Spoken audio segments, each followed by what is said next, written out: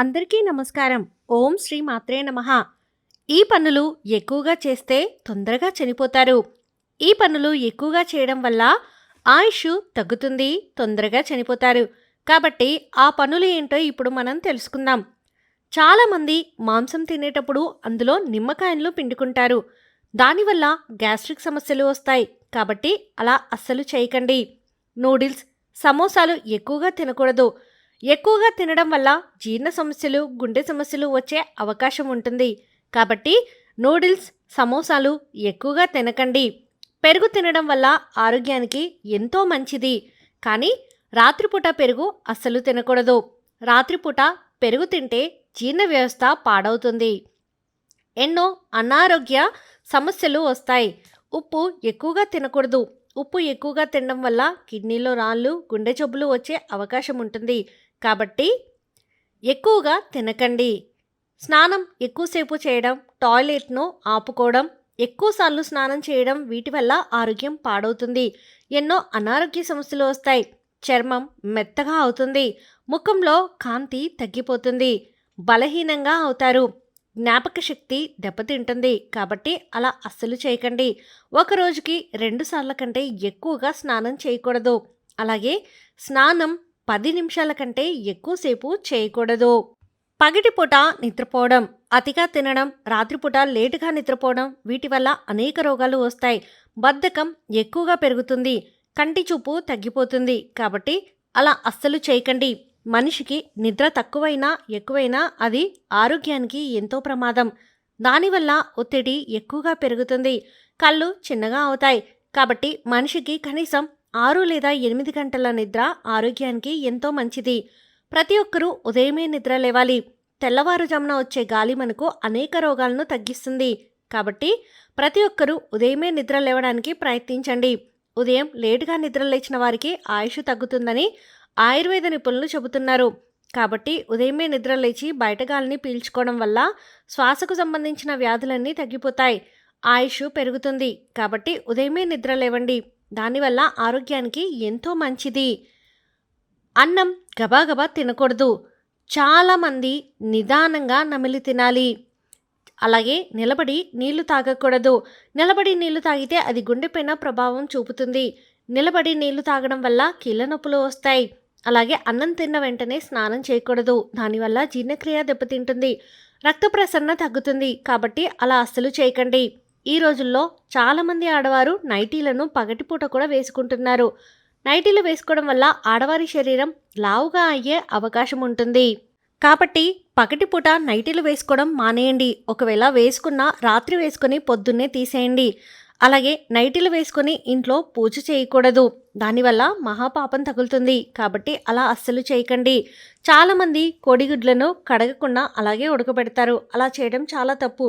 ముందుగా కోడిగుడ్లను శుభ్రంగా కడిగిన తర్వాత ఉడకబెట్టాలి. కోడిగుడ్లను కడగకుండా ఉడకబెట్టి తినడం వల్ల ఇన్ఫెక్షన్లు వచ్చే అవకాశం ఉంటుంది. అలాగే ఫ్రిడ్జ్లో పెట్టిన ఆహార పదార్థాలు 24 గంటల్లోపే తీసేయాలి. ఎక్కువ రోజులు ఉంచి వాటిని తినడం వల్ల ఇన్ఫెక్షన్లు వస్తాయి. ఆరోగ్యం పాడవుతుంది. కాబట్టి అలా అస్సలు చేయకండి. పాలకూర మీద ఎక్కువగా క్రిములు ఉంటాయి. కాబట్టి పాలకూర వండేటప్పుడు బాగా శుభ్రంగా కడగాలి. లేకపోతే అందులో ఉన్న క్రిముల వల్ల ఫుడ్ పాయిజన్ అవుతుంది. అలాగే పాలకూర వండేటప్పుడు అందులో టమాటా కలిపి అస్సలు వండకూడదు. అది ఆరోగ్యానికి ఎంతో ప్రమాదము. పాలకూరలో ఉండే పోషకాలన్నీ తగ్గిపోతాయి. కాబట్టి అలా అస్సలు చేయకండి. చాలామంది ఉద్యోగంలో ఉన్నవారు ఒకే విధంగా కూర్చొని పనిచేస్తూ ఉంటారు. అలా ఎక్కువసేపు కదలకుండా కూర్చోవడం వల్ల రక్త ప్రసరణ దెబ్బతింటుంది. రక్తం గడ్డకడుతుంది.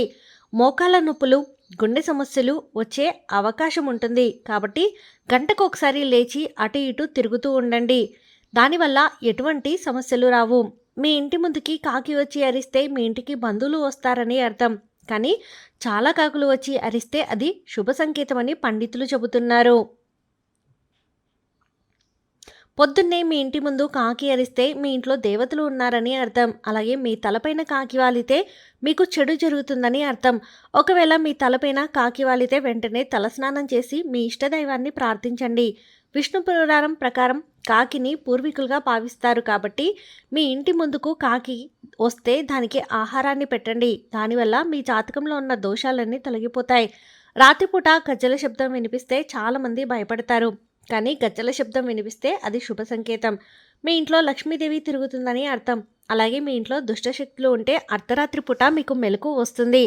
అర్ధరాత్రి పూట మీ ఇంటి ముందు కుక్క ఏడుస్తుంది. కాబట్టి మీ ఇంట్లో ఉన్న దుష్టశక్తులన్నీ తొలగిపోవాలంటే 4 లవంగాలను మీ ఇంట్లో ఒక మూల దగ్గర వేసి ఉంచండి. దానివల్ల ఇంట్లో ఉన్న దుష్టశక్తులన్నీ పారిపోతాయి. ఉదయం నిద్ర లేచిన వెంటనే తులసి చెట్టును చూడండి. దానివల్ల అదృష్టం వస్తుంది. ఎందుకంటే తులసి చెట్టులో ముక్కోటి దేవతలు కొలువై ఉంటారు. కాబట్టి ఉదయం నిద్ర లేచిన వెంటనే తులసి చెట్టును చూడడం వల్ల ముక్కోటి దేవతల ఆశీస్సులు లభిస్తాయి. ఆగిపోయిన పనులన్నీ పూర్తి అవుతాయి. అంత మంచి జరుగుతుంది. అఖండ అదృష్టం వస్తుంది. గరుడ పురాణం ప్రకారం మనిషి చనిపోయిన తర్వాత వారి కర్మలను బట్టి వారికి శిక్షలు ఉంటాయి. కొంతమంది మంచి పనులు చేస్తారు, ఎవరికీ అన్యాయం చేయరు, ఎటువంటి పాపాలు చేయరు. అలాంటి వారికి చనిపోయిన తర్వాత ఎలాంటి శిక్షలు ఉండవు. వారు స్వర్గానికి వెళ్తారు. కొంతమంది మాత్రం ఎన్నో తప్పులు చేస్తారు. అలాంటి వారికి చనిపోయిన తర్వాత భయంకరమైన శిక్షలు ఉంటాయి. వారు నరకానికి వెళ్తారు. అందులో భయంకరమైన శిక్షల గురించి ఇప్పుడు తెలుసుకుందాం. కుంభీపాకం.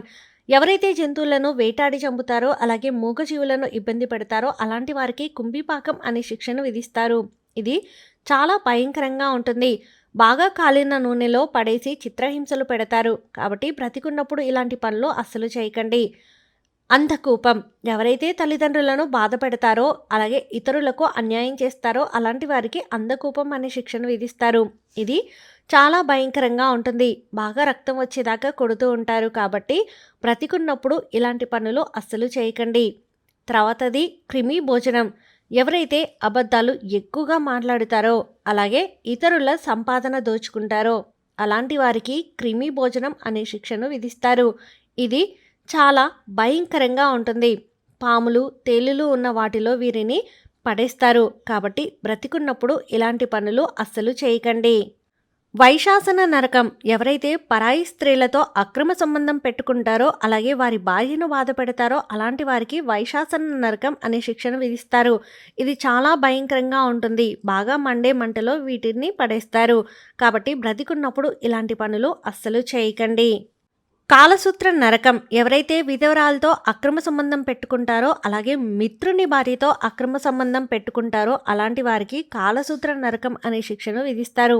ఇది చాలా భయంకరంగా ఉంటుంది. బాగా రక్తం వచ్చేదాకా సూదులతో శరీరం మొత్తం గుచ్చుతారు. కాబట్టి బ్రతికున్నప్పుడు ఇలాంటి పనులు అస్సలు చేయకండి. విల్పక నరకం.